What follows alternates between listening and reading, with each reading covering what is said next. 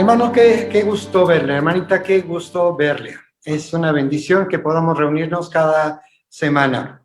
En el grupo de oración mandaron un mensaje que un servidor se puso a investigar para ver si era cierto o no.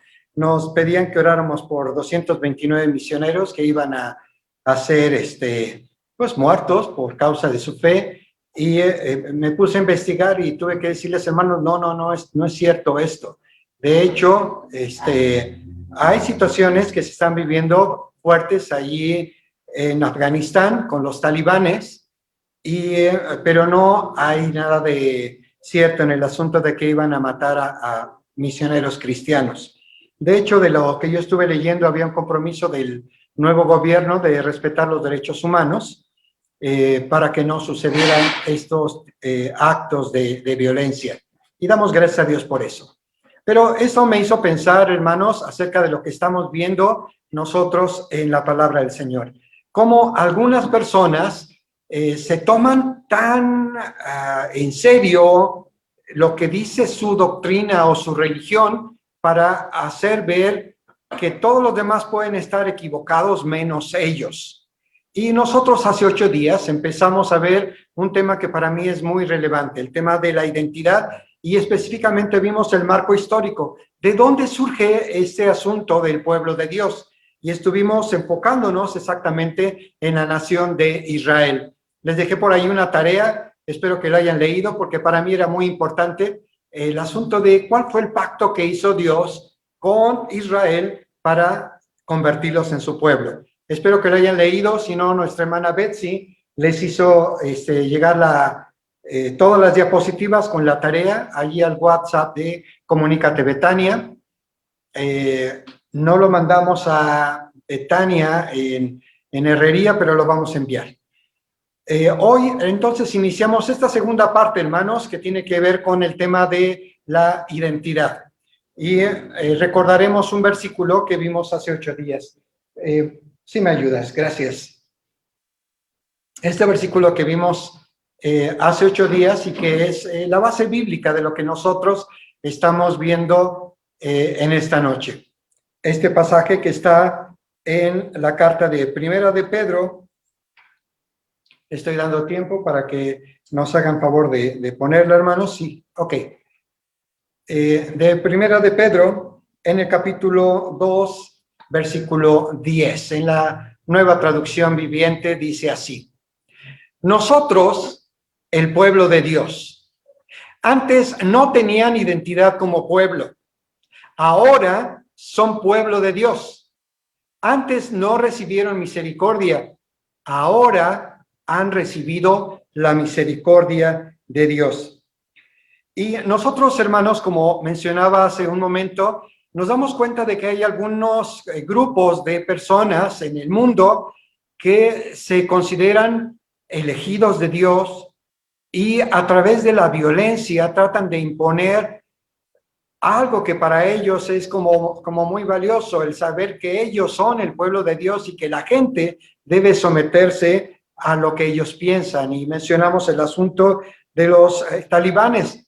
Pero también podríamos hablar, hermanos, acerca de los judíos, que en esta fotografía que nos hizo Betsy favor de poner aquí, están orando frente al muro de las lamentaciones. Y cuando los judíos hablan acerca de sí mismos, hablan de ellos como el pueblo escogido de Dios. De hecho, cuando se refieren a quienes no son judíos, hablan de ellos como los gentiles. ¿Y qué significa esta palabra para ellos? De acuerdo a los diferentes contextos en los que está escrito esta palabra de gentiles, los gentiles para ellos son la gente pagana, los que no son elegidos, los incircuncisos, los que viven sin Dios, los que están apartados de Dios, los que practican la idolatría, los pecadores.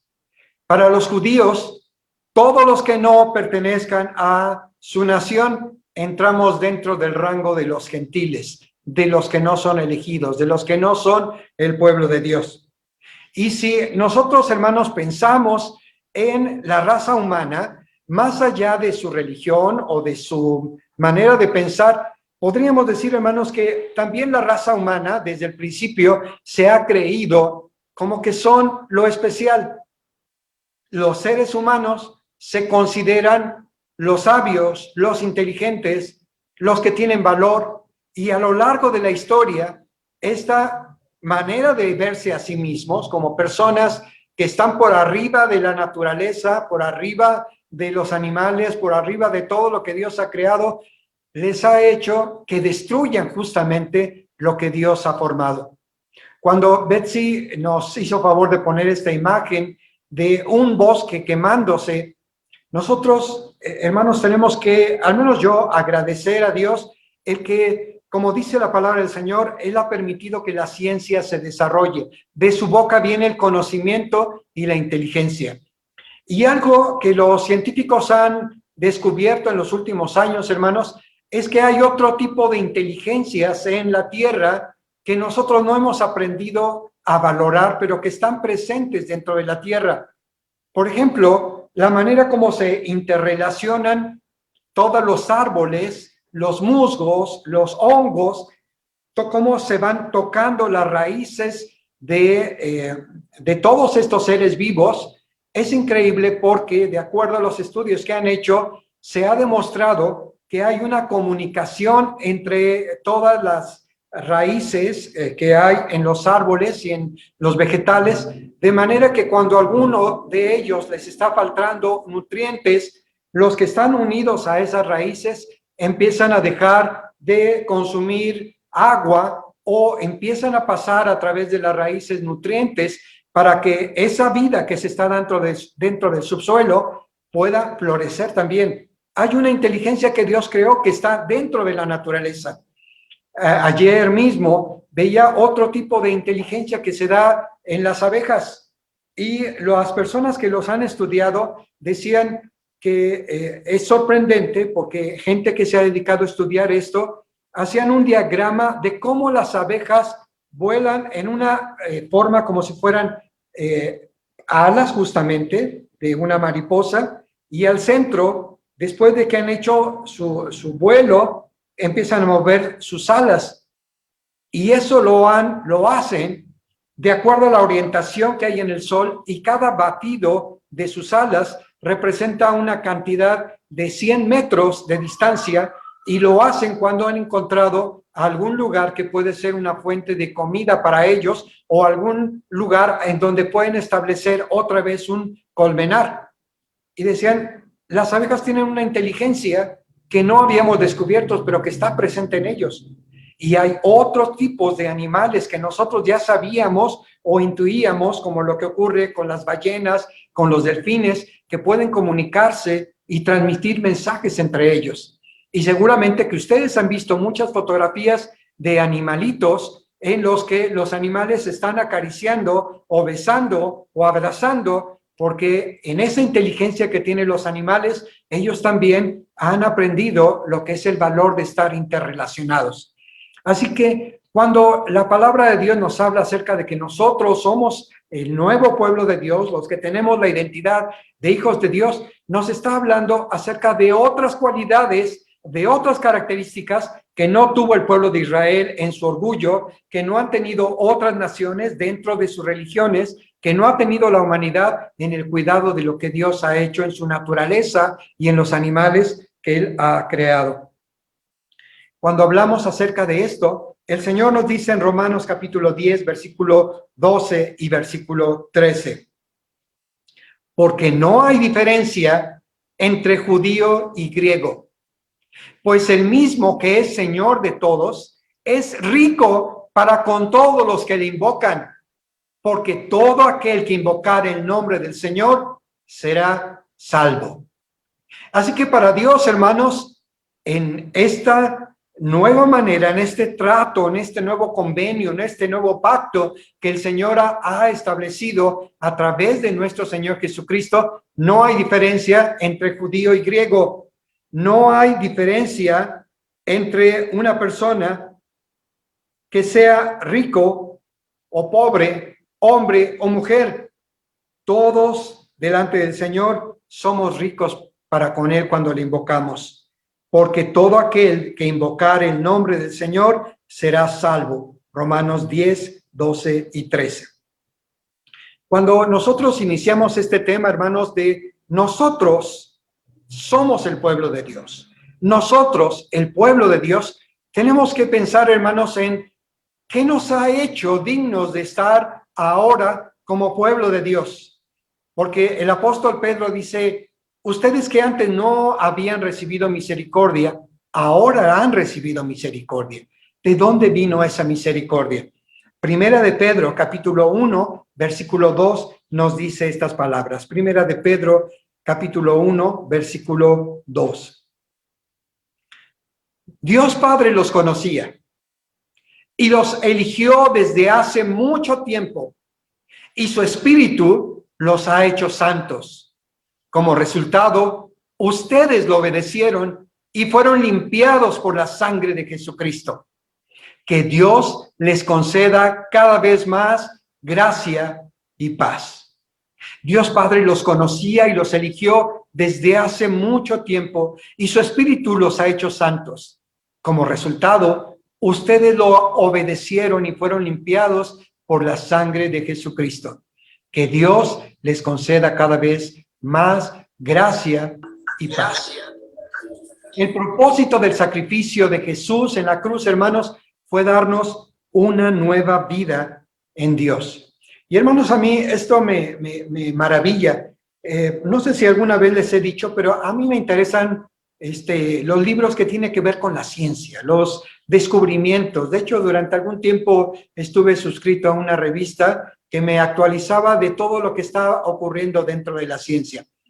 Y en esta semana veía un capítulo de una serie que se llama Cosmos, Mundos Posibles, que está inspirado en una serie de Carl Sagan, pero en el capítulo 9 de esta serie, no de la Biblia, el capítulo 9, hay por el minuto 17 en adelante, hay unas declaraciones que a mí me parecieron bien trascendentes, porque están hablando acerca de la naturaleza de la luz y cómo desde Isaac Newton hizo algunas cosas que nos parecerían absurdas, tontas, como el picarse los ojos con algunas agujas para ver qué pasaba, qué era ese asunto de la luz, cómo penetraba la luz a los ojos, cómo llenaba el cerebro y cómo lo percibíamos. Y después hubo otras personas que refutaron ese concepto. Pero cuando en este siglo se pudo descubrir por esos microscopios superpotentes cómo se puede descomponer los átomos y ver cómo es este asunto de la luz, y hablaban acerca de los fotones, a partir de ese minuto 17, este hombre, que parece que se las sabe todas, dice, y esto abre un paréntesis o una incógnita tan grande que ahora los científicos no sabemos qué pensar acerca de esto. Tenemos confusión, no sabemos qué hacer, porque todo el conocimiento que teníamos previo ante este nuevo descubrimiento de lo que es la física cuántica se derrumba y ya no hay el sustento que teníamos antes. Y decía él, y entonces se abren en esta física cuántica dos caminos. Un camino que nos habla acerca de mundos paralelos que están ocurriendo. Dice, pero deben ser una cantidad infinita de mundos paralelos. O dos, entramos en lo que se ha denominado en la ciencia el superdeterminismo. ¿Qué es el superdeterminismo? De acuerdo a lo que dicen los científicos, que hay un plan desde el principio que cada persona va siguiendo de acuerdo a un proceso, un plan que se originó hace miles de años y que se va cumpliendo día a día. Y cuando la palabra de Dios nos dice que nosotros fuimos elegidos desde el principio, desde antes de la eternidad, lo que yo pienso es, qué maravilla esto que están descubriendo.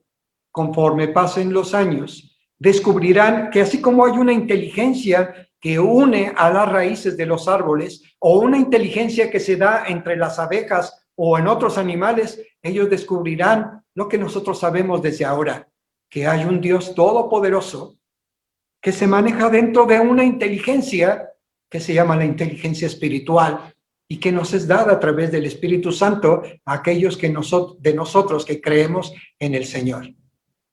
Los científicos están confundidos. Conforme pasen los años, cada una de las cosas que ha dicho el Señor se irán cumpliendo una tras otra, una tras otra.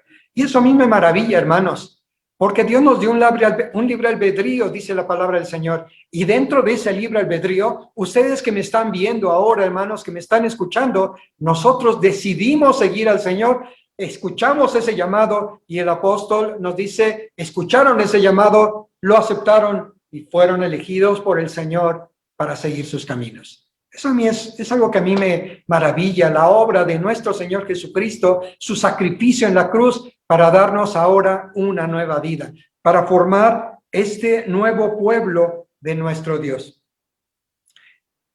Ahora, entramos, hermanos, en cuáles son los requisitos para pertenecer al pueblo de Dios. ¿Cuáles son los requisitos? Seguramente que alguien podría decir muchas cosas acerca de esto. Pero yo quisiera leerles, hermanos, lo que dice Primera de Pedro, capítulo 8 y versículo 9. Ustedes aman a Jesucristo. ¿Lo aman, hermanos? Amén. Ustedes aman a Jesucristo a pesar de que nunca lo han visto. Aunque ahora no lo ven, confían en Él y se gozan con una alegría gloriosa e indescriptible. La recompensa por confiar en Él será la salvación de sus almas. Conforme a este versículo, hermanos, yo diría que hay tres cosas que nosotros podemos ver allí como requisitos. Número uno, que nosotros amemos al Señor. Ahora, yo sé bien, hermanos, que no se puede amar a una persona si ustedes no la conocen.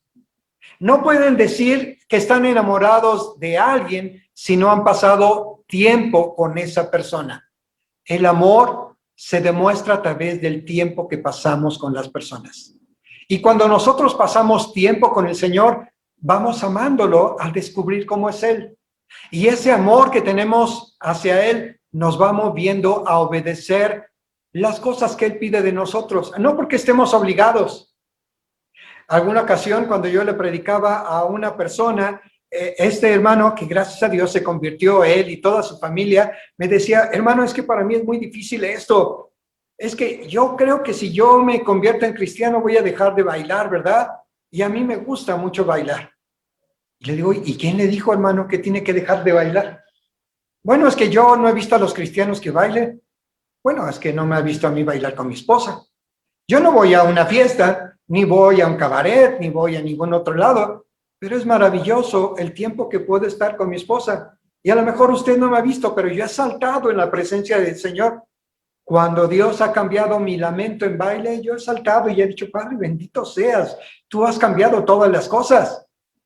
El ser cristiano, hermanos, no nos mete en una serie de no hagas esto, no hagas lo otro. Eso no es la vida cristiana. La vida cristiana es enamorarnos de Dios y entonces entender que todo lo que Dios nos dice es para bendecirnos. Y caemos en lo que más de una ocasión les he dicho, que cuando nosotros conocemos los mandamientos de Dios y los hemos experimentado, podemos decir como el profeta David, cuánto amo yo tu ley, oh Dios. Todo el día es mi meditación, hallo en ellos mi delicia. Y entendemos que los mandamientos de Dios, hermanos, son una bendición para nosotros. Así que yo diría, un requisito es que nosotros amemos a Dios. ¿Cómo lo amamos? A través del tiempo que pasamos con Él, a través del conocimiento. Alguien nos ha platicado del Señor y nosotros escuchamos su mensaje y entonces nos enamoramos de Él. Hace algunas semanas, viendo una de estas conferencias que se dan en TED, no sé si alguno de ustedes se ha metido alguna vez a TED, que es un grupo de conferencias que se originaron en Estados Unidos, y hablan de todos los temas, de todos. Sí, hay conferencias muy buenas, muy interesantes. Y me llamó la atención el de una chica que está hablando y dice que cómo podemos entablar una conversación con alguien que es extraño. y da una serie de tips acerca de cómo podemos hacerlo. Y narra ella una experiencia en donde se subió a un taxi y hizo una o dos preguntas y el taxista le contestó, ella le hizo otra pregunta, dice, y pasados 20 minutos antes de que me bajara, el taxista que me había estado viendo a través del retrovisor se volteó y me dijo, oiga, usted me encanta, ¿no se casaría conmigo? Y cuando nosotros conocemos al Señor y conocemos lo que Él es y lo maravilloso que Él es, cuando alguien nos platica acerca de Dios y de la maravilla de conocerlo, nuestro corazón se rinde a Él y dice, tal vez no puedo entender todo lo que me dicen, pero entiendo que este Dios del que tú me estás hablando es alguien maravilloso. Y sí, sí quisiera conocerlo. Regresemos al versículo del que estamos hablando, hermanos. Porque hay una segunda cosa que la Biblia nos repite una y otra y otra y otra vez. Este versículo, esperamos un segundito.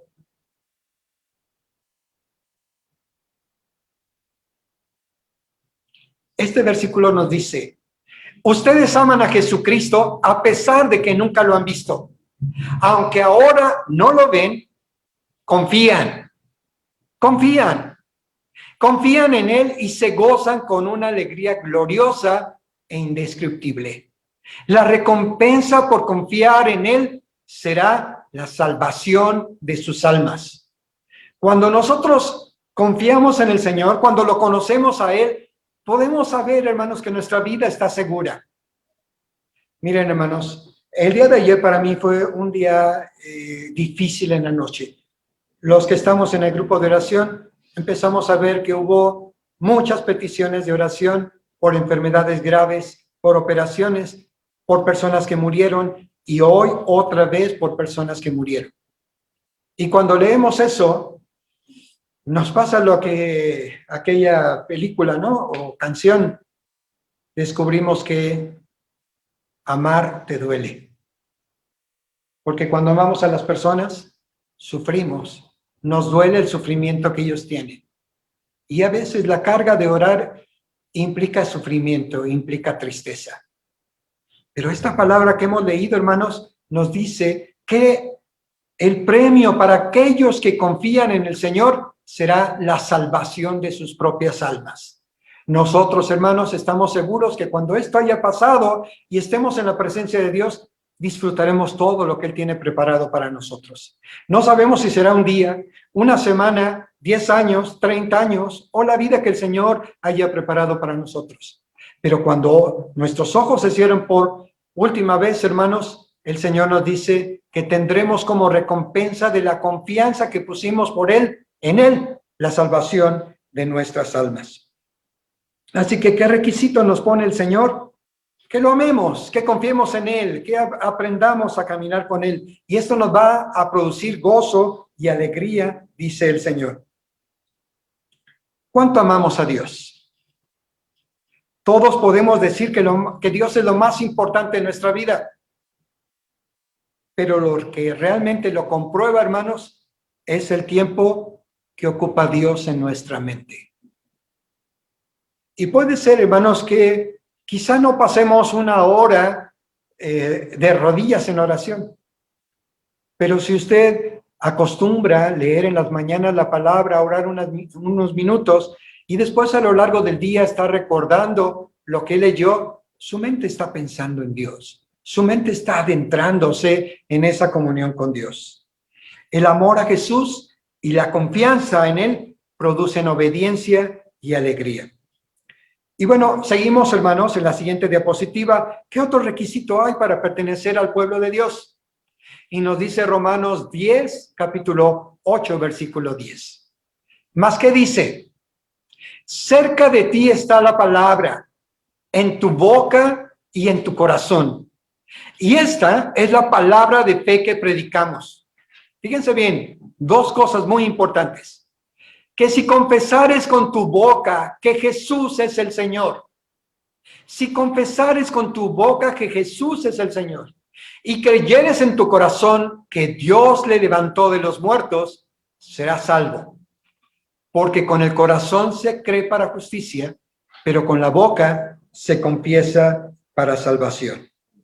Así que Dios nos dice, hijo, si tú tienes un corazón que cree en mí, que cree en lo que yo hice de resucitar a mi hijo de la cruz, y si con tu boca tú dices que eres cristiano, que has decidido seguir al Señor, si tú cumples estas tres cosas, pasas tiempo conmigo, me amas, si tú confías en tu corazón, crees en tu corazón, pero lo dices con tu boca, si tú me confiesas delante de la gente, dice el Señor, yo te confesaré también cuando estés en mi presencia. ¿Qué quiere decir? Si tú no me niegas, yo no te voy a negar. Si tú dices lo que yo soy para ti, yo diré ante multitudes lo que tú eres para mí.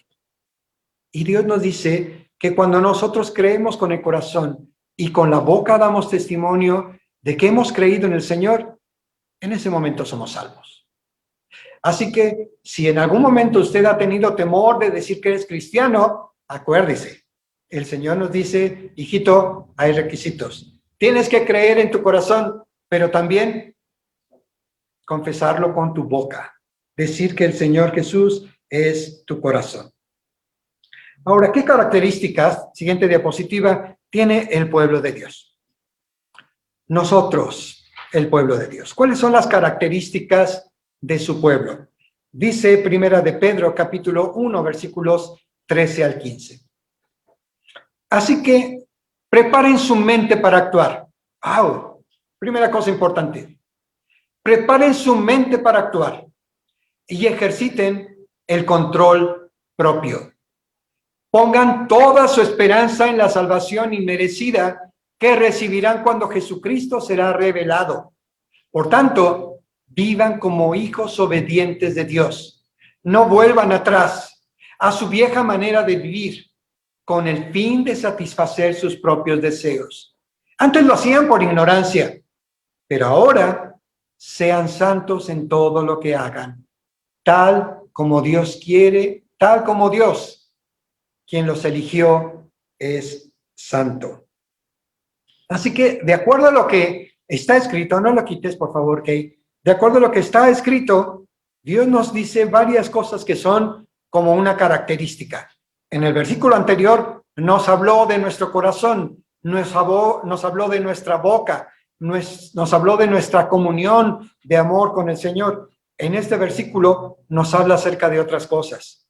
Nos dice que las características de este nuevo pueblo es que tienen una nueva mente que actúa, una nueva mente.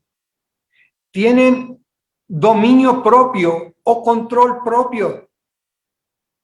Tienen la disposición de poner la esperanza en la salvación que no merecemos, pero que Dios nos ha prometido. También nos dice, hermanos, que como hijos nosotros obedecemos a Dios. Y también que no estamos decididos a regresar atrás a la manera como vivíamos antes para satisfacer nuestros propios deseos. Antes lo hacíamos porque no conocíamos de Dios, pero ahora queremos ser como Él es. ¿Cómo es Él? Santo. Ahora, esto de ser santo, hermanos, me hizo recordar, no sé, creo que alguna vez se los platiqué, a un taxista, hace algunos años me subí y después de que le empecé a compartir del Señor, él me dijo, le agradezco que me esté compartiendo y yo quisiera preguntarle algo. Y digo, sí, dime. Dice, es que yo recibí a Cristo en mi corazón y yo estoy seguro que recibí a Jesús en mi corazón, pero sigo haciendo las mismas cosas que antes. Me cuesta mucho trabajo resistir la tentación y hacer lo mismo. Y lo que yo le decía a este joven, hermano, bueno, hay una situación. Cuando Cristo vino a tu corazón, si tú lo recibiste con sinceridad delante de Dios, si tú fuiste humilde y le pediste que Él tocara tu corazón y te entrara en Él, en ese momento Dios te cambió, te dio un nuevo corazón. Eres una persona nueva y por la gracia de Dios irás a su presencia. Pero hay algo que no se ha cambiado en ti y son tus pensamientos. es tu mente. Tú sigues haciendo las mismas cosas que antes porque tu mente tiene que ser renovada. Primera de Pedro nos dice, preparen su mente para actuar. Es decir, prográmense para hacer la voluntad de Dios. Enfóquense en la voluntad de Dios. El apóstol Pablo lo diría de otra manera. Diría que nosotros tenemos que renovar nuestro entendimiento. Que no nos conformemos a este siglo, sino renovemos nuestra manera de pensar para que comprobemos cuál es la voluntad de Dios agradable y perfecta. Pero si tú vas a enfocarte en algo, el Señor nos dice, enfócate, prepara tu mente para actuar y ejercita el control propio. En otro estudio, hermanos, hablaremos acerca de estos procesos muy sencillos de cómo podemos controlar nuestro carácter. Yo quiero decirles, hermanos, un servidor, a veces me hago la ilusión de que Dios me transformó totalmente. Pero me hago la ilusión, porque Dios lo sabe, no me ocurre tan seguido, pero sí me enojo, hermanos. Yo tengo un carácter muy fuerte, pero por la gracia de Dios, Dios ha ido transformando nuestro corazón. Pero una de las cosas que me han ayudado es empezar a programar mi mente, enfocar mi mente para decir, la siguiente vez que esté en una situación semejante, decido que no lo voy a hacer, no voy a caer otra vez. Ok, si estoy en esta situación, ¿cuáles son mis alternativas? ¿Cuáles son los caminos que voy a tomar? Y preparo mi mente para actuar, para que cuando se presente el momento del conflicto, yo pueda decir, sí, pero tengo alternativas. Y el enojo, la ira, no va a entrar en mí. Si es necesario, me iré de ese lugar. Pareceré cobarde, pero prefiero eso a ofender al Señor con mi carácter. Así que el Señor nos dice que tenemos que tener una mente para actuar y que ejercitemos el control propio. Ahora, sigamos adelante. ¿Cuáles serían el propósito del pueblo de Dios? Yo sé, si ustedes saben, Primera de Pedro 1:9, de inmediato me van a decir cuál es el propósito. Pero no quisiera enfocarme, al menos en esta noche, en ese propósito. Quisiera enfocarme en otro. Primero de Pedro capítulo 1, versículo 18 y 19. ¿Cuál es el propósito para nosotros, el pueblo de Dios? El propósito de Dios para nosotros es el amor. Dice Primera de Pedro 1, 18 y 19. Pues ustedes saben que Dios pagó un rescate para salvarlos de la vida vacía que heredaron de sus antepasados. No fue pagado con oro ni plata, los cuales pierden su valor, sino que fue con la preciosa sangre de Cristo, el Cordero de Dios, que no tiene pecado ni mancha. Al obedecer la verdad, ustedes quedaron limpios de pecado. Por eso ahora tienen que amarse unos a otros como hermanos con amor sincero. Por eso ahora tienen que amarse unos a otros como hermanos con amor sincero. Ámense profundamente de todo corazón. Así que el propósito del nuevo pueblo de Dios, hermanos, es el amor. Que nosotros entendamos, hermanos, que todo lo que el Señor hizo, lo hizo justamente porque Él nos ama. Él ama su creación, Él ama las plantas, Él ama el planeta, Él ama las abejas, Él ama todos los organismos que Él hizo. Y yo sé, algunos de ustedes me van a decir, no me digas que también ese insecto que no puedo soportar también lo hizo Dios. Sí, también lo hizo Dios. Y todo lo que Él hizo, hermanos, fue bueno en su tiempo. Pero tratándose de nosotros como hermanos, lo que el Señor nos dice, por eso, porque fueron comprados con la sangre de Cristo, ahora tienen que amarse unos a otros como hermanos con amor sincero. Aunque a veces nos duela, aunque a veces suframos. Dios nos dice que tenemos que amarnos profundamente de todo corazón. Y esta expresión de ámense profundamente, hermanos, es algo en la que nosotros tendríamos que decir, Es otra manera en la que el Señor nos está diciendo, porque el mandamiento más grande es este: amarás al Señor tu Dios con todo tu corazón, con toda tu alma, con toda tu mente, con todas tus fuerzas, y a tu prójimo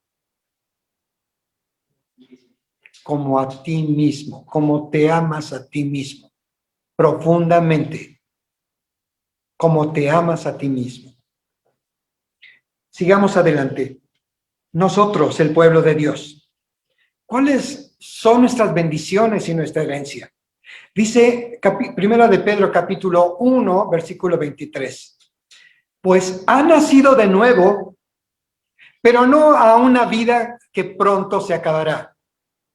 Pues ha nacido de nuevo, pero no a una vida que pronto se acabará. Su nueva vida durará para siempre, porque proviene de la eterna y viviente palabra de Dios. Su nueva vida durará para siempre. Cuando nosotros hablemos, hermanos, a las personas que estén enfermas o a los que están sanos y hablemos de nuestro destino, tenemos que decirles esto: nuestra nueva vida durará para siempre porque proviene de la eterna y viviente palabra de Dios. Hay una frase que escribió Carl Sagan en un libro que se llama El Punto Azul. Este libro lo escribió poco después de que se tomó la primera fotografía de la Tierra desde el espacio. Antes se habían hecho planos, pero la Tierra se dibujaba como la gente creía.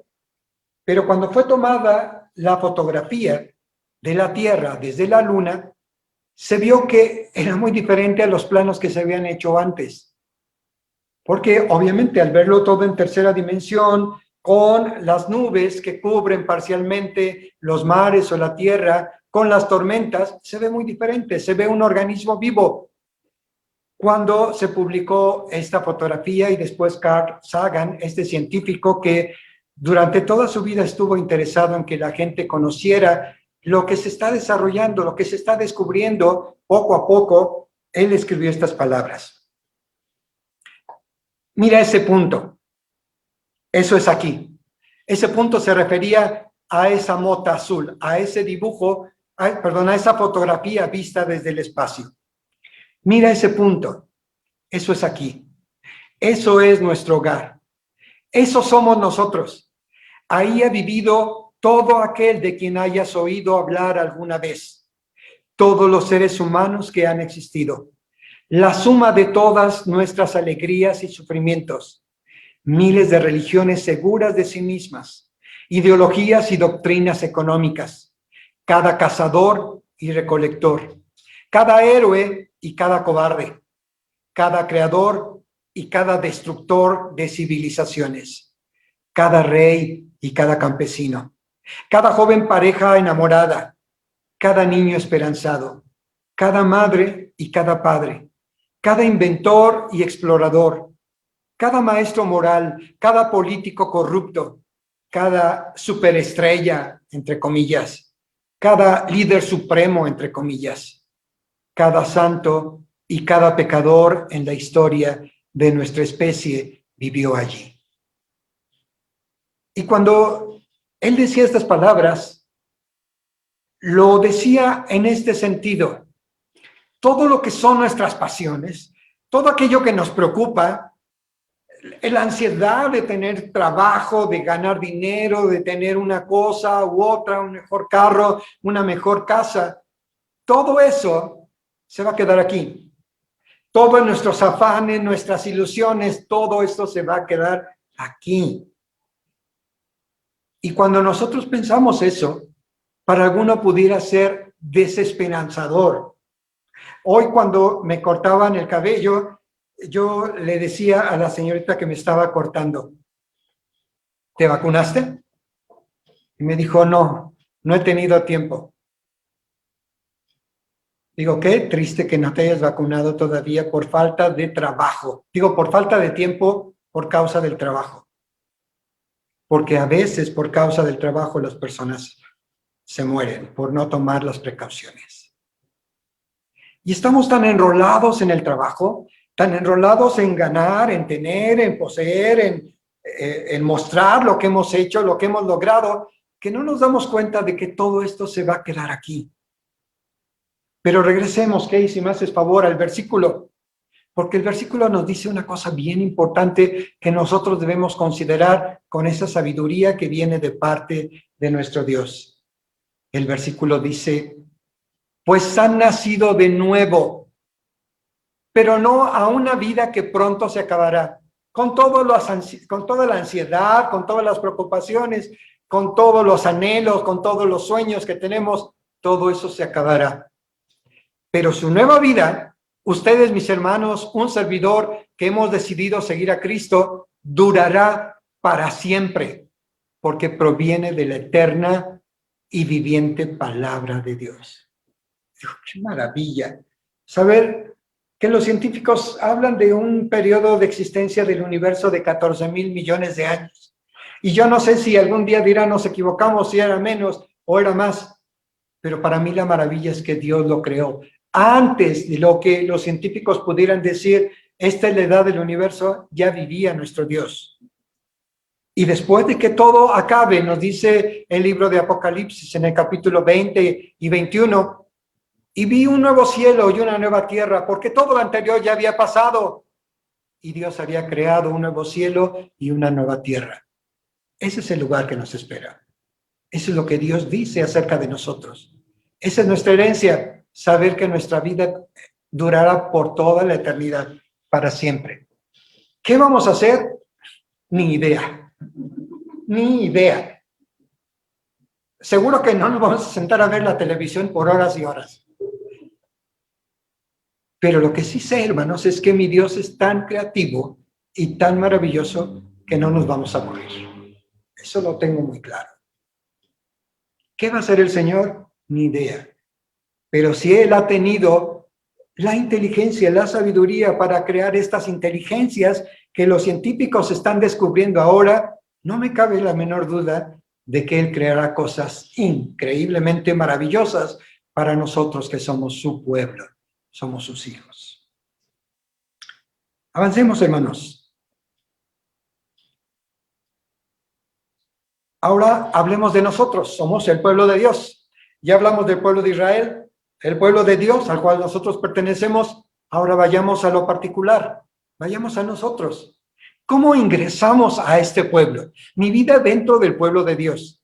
Yo sé que todos los que me están viendo ahorita, hermanos, en el Zoom, saben cómo ingresar al pueblo de Dios. Pero para los que me vean después en Facebook, o a los que ustedes les envíen, espero que lo hagan en alguna ocasión, alguno de estos videos, hermanos, para que sepan cómo ingresamos a este pueblo de Dios. Hay algo que nos dice Marcos 16:16. El que creyere y fuere bautizado, será salvo. Mas el que no creyere, será condenado. Hermano, ¿por qué se bautizan en la iglesia? Porque el Señor nos dice en Marcos 16:16, el que creyere y fuere bautizado será salvo, mas el que no creyere será condenado. Así que, ¿cómo ingresamos al pueblo de Dios, hermanos? A través de la fe y del bautizo. A través de la fe y del bautizo. Si nosotros hemos creído, pero no nos hemos bautizado, hermano, yo les diría, ay, hermano, no se pongan la tablita. Es decir, no se arriesgue a que el Señor le diga, pues tú nunca me confesaste. Yo dije claramente, el que se bautice, el que cree y se bautice, este será el salvo. Y tú no quisiste. No se ponga en la tablita, hermano. Bautícese en el nombre del Señor y tenga la vida eterna que el Señor le ha prometido. Eso es lo que el Señor nos dice a nosotros.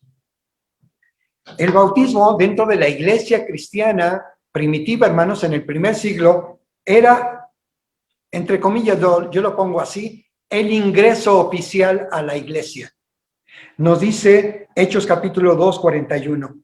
Así que los que recibieron su palabra y fueron bautizados, se añadieron aquel día como 3,000 personas. ¿A dónde se añadieron? A la iglesia, al pueblo de Dios.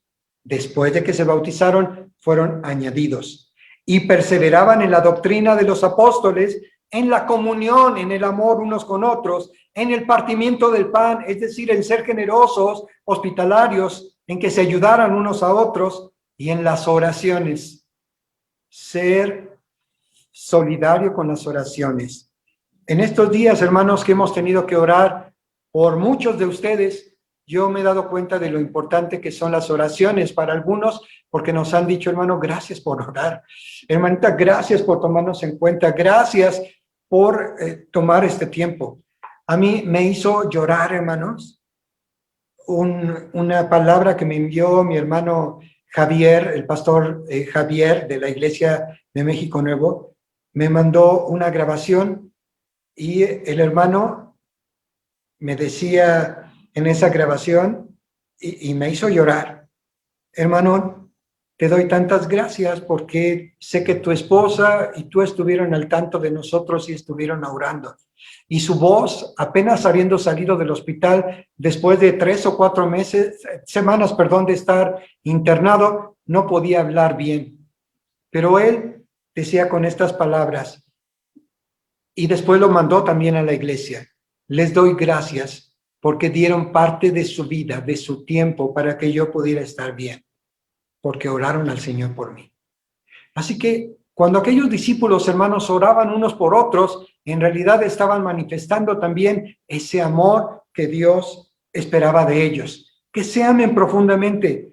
Y ellos lo hacían a través del partimiento del pan, de la hospitalidad, de perseverar en la comunión, de reunirse como lo estamos haciendo, aunque obviamente no con esta tecnología, sino en los hogares, y de orar unos por otros.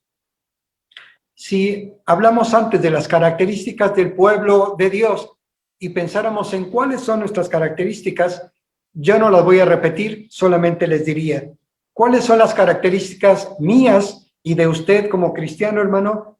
Un nuevo corazón, una nueva mente para actuar, dominio propio, la esperanza en la salvación, la obediencia que le debemos al Señor por amor, siempre mirar hacia adelante, la santidad en las cosas que hacemos. Eso es lo que Dios quiere. Ahora, yo sé, alguien me va a decir, hermano, eso se ve muy complicado. ¿Alguien podría decirlo, hermano? Se ve complicado que tengamos un nuevo corazón, una nueva mente, una mente enfocada, una mente que tenga dominio propio, una mente que tenga esperanza en la salvación, alguien que obedece al Señor por amor, que vive una vida santa, que mira siempre hacia adelante. Se ve complicado. Si lo hiciéramos con nuestras propias fuerzas, pues Así es algo, se ve muy lejano, muy fuera de nuestro alcance. Así Sí. es, mi hermano Eric, así es. Si nosotros quisiéramos hacerlo por nosotros mismos, hermanos, está imposible, está imposible.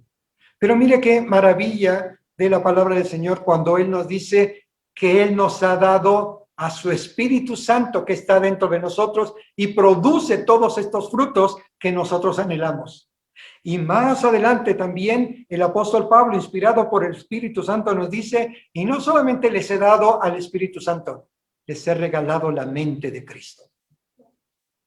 Entonces, cuando nosotros empezamos a entrar en la mente de Cristo, en la palabra de Dios, nos damos cuenta cómo piensa el Señor y nos damos pues cuenta aquí en nuestra mente, en nuestro corazón, que no es tan difícil. Tenemos su ayuda, tenemos su mente, tenemos su espíritu que lo produce en nosotros, tenemos la voluntad y lo único que hace falta es pues pararnos y hacerlo en el nombre del Señor. Esas son las características que nos definen. Leí acerca de una niña que estaba molestando a su papá. Y esa niña estaba inquieta, molestando a su papá, y el papá necesitaba tiempo para estudiar.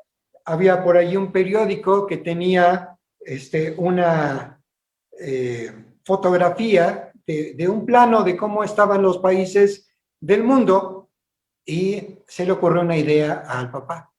Cortó todos los países y después se los dio a la niña Y le dijo, hija, cuando los armes, dedico tiempo para que juguemos, ¿no? Y la niña se llevó, y el papá esperaba que se tardara como 1 hora o 2 horas en armar aquel plano de la tierra, de los países, pero la niña regresó como a los 2 o 3 minutos, ya con todo armado. Y el papá se sorprendió y le dijo, ¿cómo lo armaste tan rápido? Ah, es que del otro lado de la página estaba la fotografía de una persona, de un señor, y yo lo único que hice fue poner los ojos y la nariz y todo en su lugar. Dice, cuando armé a la persona, se armó el mundo. Cuando armé a la persona, se armó el mundo. Y cuando Dios nos arma a nosotros, a las personas, todo el mundo se arregla. O la percepción de que el mundo está de cabeza, se arregla. Porque nosotros entendemos que todo tiene un propósito de parte de Dios. Y que aun si pasamos por periodos en los cuales hay escasez, solamente tenemos que preguntarle al Señor, ¿cuál es tu propósito, Padre? Él nos arma a nosotros como sus hijos, nos complementa y después el mundo queda armado y no es tan difícil entenderlo. Siguiente. ¿Cuál es el nuevo estilo de vida mía basado justamente en esta concepción? Mi vida dentro del pueblo de Dios. Tenemos un nuevo estilo de vida basado en 5 cosas. Puede ser más, pero yo lo resumí rápidamente. La fe en Jesucristo. Tenemos un nuevo estilo de vida basado en la fe de nuestro Señor Jesucristo. Habrá muchas religiones, muchas maneras de pensar, mucha gente atea, pero mi fe está en el Señor Jesucristo. Quizá algunos de estos programas que a mí me gustan, que tienen que ver con la ciencia, estén dirigidas a personas que niegan la fe, pero yo tomo lo mejor de lo que está allí y digo, eso no me mueve para nada. Si algún científico dice alguna cosa que está en contra de lo que Dios me dice en su palabra, pues es su propio comentario, pero mi fe está basada en el Señor Jesucristo. Si alguien nos quiere decir alguna cosa, yo simplemente digo, mi fe está basada en el Señor Jesucristo. Me encanta una frase de Rick Warren, el pastor de la iglesia de Saddleback. He descubierto, dice Rick, he descubierto que Dios me ama mucho y que todo el mundo tiene un maravilloso plan para mi vida. He descubierto que Dios me ama mucho y que todo el mundo tiene un maravilloso plan para mi vida. ¿Qué quiere decir? Que todo el mundo quisiera que tú hagas lo que él quiere o lo que ella quiere. La iglesia a veces no funciona porque cada uno de los miembros de la iglesia tiene su propia visión de cómo debería ser el pastor o cómo debería dirigirse a la iglesia. Y por eso hay tantas divisiones. Pero cuando nuestra fe está en Jesucristo, pues lo único que nosotros decimos, a ver, lo que tú piensas, ¿lo dice Dios? No. Entonces no. Mi fe está basada en el Señor Jesucristo. Mis convicciones están basadas en la fe en mi Señor Jesucristo. ¿En qué está basado este nuevo estilo de vida? En el conocimiento de su palabra. Como alguna ocasión dijo el hermano Gilberto Gutiérrez Lucero en un sermón dirigido a los jóvenes de allá de la iglesia Oreb. Él dijo, yo he descubierto que aquí está la neta del planeta. ¿Qué quiere decir? Aquí está toda la verdad. Aquí está la neta del planeta, o sea, toda la verdad. ¿En dónde? En la palabra de Dios. Entonces, cuando un servidor ha insistido tanto en metámonos a la palabra, es porque ahí está la verdad. Y si nosotros tenemos el conocimiento de la palabra y la verdad, tenemos la mente del Señor y es fácil vivir la vida aquí. ¿En qué está basado este nuevo estilo de vida? En lo que el Señor nos dijo, que se amen profundamente, que se amen como yo los he amado, dice el Señor. El amor es la característica que nos debe mover. Sé que a alguien le parecerá exagerado, pero yo no mato ni a las arañas. Hoy en la mañana, mientras estaba lavando el carro, sentí algo que me cayó. Y bueno, pues como se estaba moviendo, pues lo tiré. Me di cuenta de que era una abeja. Le tuve que pedir disculpas. Abejita, discúlpame. Ya te tiré al piso. Tenemos que respetar y amar a todo lo que Dios ha hecho. Y si amamos a los animales y amamos su naturaleza, ¿cuánto más no debemos amarnos unos a otros? ¿En qué está basado este nuevo estilo de vida? En el esfuerzo constante. La vida cristiana no es para holgazanes. La vida cristiana es para gente que ha entendido que el tiempo que tenemos aquí es valioso. Les platicaré un poco más adelante en otra sesión acerca de un científico ruso, Nikolai Vasilev. Y les hablaré acerca de ese científico un poco más adelante en otra sesión. Pero cuando yo leía su biografía, no solo en el programa, sino después la leí en internet, me asombró el pensar que este hombre hablaba 15 idiomas. Y él tenía una visión, la visión de que no hubiera hambre en la tierra. Y entonces hizo todos los estudios posibles para evitar que hubiera hambre en la tierra. Les platicaré más adelante en alguna otra sesión cuando hablemos acerca del liderazgo. Pero la vida cristiana está basado en lo que él decía. El tiempo es tan corto que no podemos desperdiciarlo. O como dijo ese primer ministro de Israel, justamente Benjamín Disraeli, la vida es muy pequeña. No, la vida es muy breve para que sea pequeña. La vida es muy breve para que sea pequeña. Entonces, si es tan breve, en el nombre del Señor tenemos que engrandecerla. ¿Cómo? Con un esfuerzo constante y cumpliendo el propósito de Dios. ¿Cuál es el propósito de Dios? Que todos los hombres lleguen al conocimiento suyo.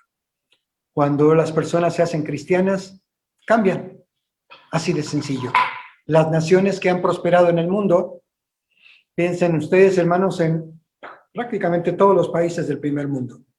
Pero piensen en los 5 países que tienen el mayor calidad de vida del mundo, los países que se consideran los más felices, los que tienen el ingreso per cápita más alto del mundo, los que están disfrutando realmente de la vida: Noruega, Islandia, Suecia, Suiza, Dinamarca. Piensen en todos estos países que están en el ranking de los países más desarrollados del mundo y con la mejor calidad del mundo. Y todos ellos, ¿qué creen? Son cristianos. Todos son cristianos. Cuando la gente conoce de Cristo, el mundo cambia. Ese es el propósito de nuestro Señor Jesucristo. Y ese es a lo que nos llama. Que la gente cambie, que la gente le conozca. Vamos a terminar, hermanos. Y en este último, faltan 2. Bueno, en la siguiente, mi vida dentro del pueblo de Dios. Efesios capítulo 4, versículo 2 y 32. Dice el Señor: sean siempre humildes y amables.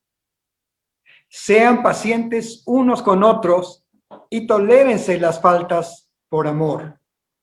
Sean amables unos con otros. Sean de buen corazón y perdónense unos a otros, tal como Dios los ha perdonado a ustedes por medio de Cristo.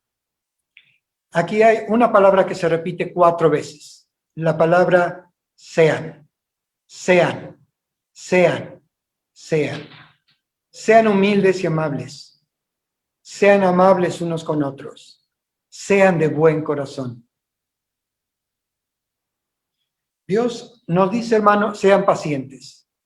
Dios nos habla a través de estos versículos, hermanos, en la importancia de ser antes que hacer o que tener.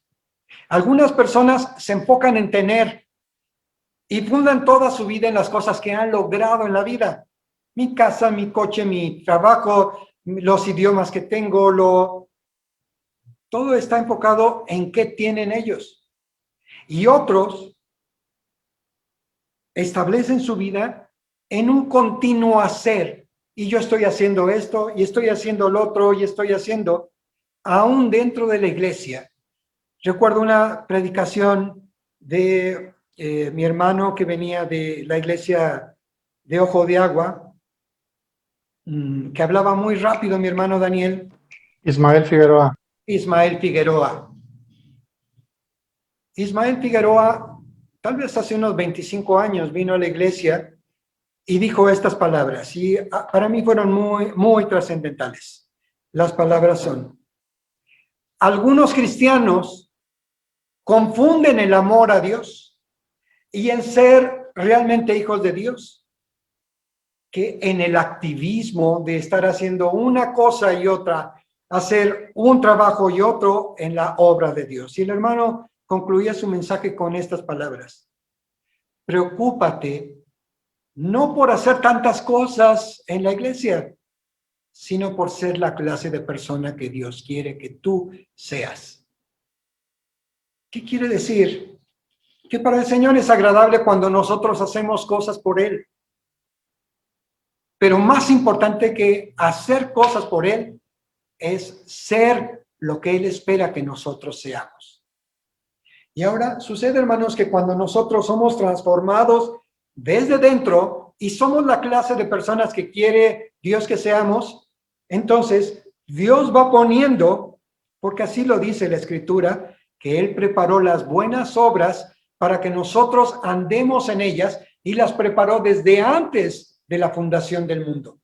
Dios preparó las obras, y cuando nosotros somos la clase de persona que Dios quiere que seamos, Él nos dice: hijo, esta obra la preparo para ti, hazla, y la hacemos. ¿Qué es lo que viene como resultado? Lo que dice el Salmo 1, y todo lo que hace prosperará. ¿Por qué prospera? Porque somos la clase de persona que Dios quiere que seamos. Dios preparó la obra, nosotros la ejecutamos, y todo lo que hacemos prospera.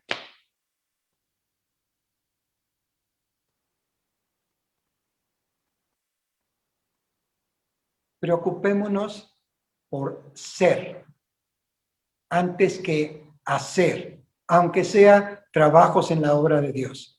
Primero, ser lo que Dios quiere que seamos. Y Él preparará todas las obras. Y entonces tendremos éxito y tendremos todas aquellas cosas que nuestro corazón anhela. Amén, hermanos. Y la última, porque ver si no me deja. Me dice, te faltan dos. ¿Y cómo podemos organizar nuestra vida? En función de prioridades, importancia y urgencia. Y va en este orden. Efesios 5, 15 y 16. Mirad pues con diligencia cómo andéis, no como necios, sino como sabios, aprovechando bien el tiempo, porque los días son malos. Lo voy a leer otra vez, hermanos, y quiero que se fijen en una palabra clave. Mirad pues con diligencia cómo andéis, no como necios, sino como sabios, aprovechando bien el tiempo, porque los días son malos. Ahora, en la Biblia, hermanos, hay dos palabras en griego que se escribieron para describir tiempo. Una de esas palabras se llama cronos.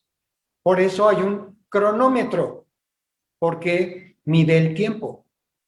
Pero esa no es la palabra que está allí. La palabra que está allí en griego es kairos. Aprovechando bien el kairos. ¿Y qué es este asunto del kairos? El kairos es la oportunidad que se presenta en una fracción o en un momento de tiempo. Así que, de alguna otra manera, el Señor nos dice: quiero que aprovechen las oportunidades que se van dando cuando se presentan en el tiempo en el que estás viviendo, porque los días son malos. Aprovechando bien el kairos, el tiempo, la oportunidad que se te presenta en el momento en que estás viviendo. ¿Cómo lo interpretamos esto, hermanos? no siempre se presentan todas las oportunidades. No siempre tenemos trabajo. No siempre hay buenos recursos. Pero siempre está el Kairos. Están las oportunidades que Dios te presenta en ese momento. Tal vez tú no puedas hacer las cosas que quisieras, pero te presenta Dios ese Kairos, esa oportunidad para que tú hagas algunas cosas que son importantes para que seas la persona que Dios quiere que seas. Así que cuando te encuentras en esos minutos o en esas horas en las que no hay nada que hacer, algo maravilloso que podemos hacer es invertir en desarrollar el carácter que Dios quiere que nosotros desarrollemos. Y cuando se presente otra oportunidad, aprovechémosla. Solo preguntémosle al Señor, Señor, ¿cuál es tu voluntad ahorita? Aprovechemos bien el tiempo, aprovechemos bien las oportunidades que Dios va presentando. Y si las cosas no son como nosotros queremos, es que hay una oportunidad escondida que Dios te está mandando. Solo hay que aprovecharla bien. Los dejo pensando. Amén. Los abrazo. Que Dios les bendiga.